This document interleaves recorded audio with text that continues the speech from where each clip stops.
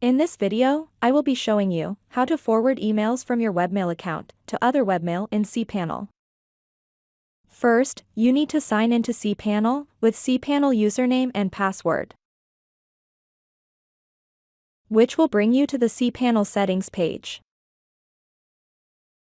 Now, in Cpanel settings page, enter Forwarders section under Email.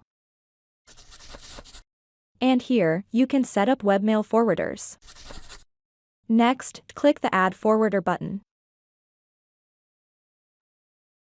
In the first field, enter the username of the webmail you want to forward.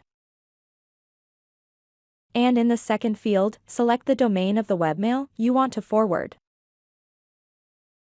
And in the third field, enter the webmail account to which you want to forward the emails. Finally, click the Add Forwarder button below.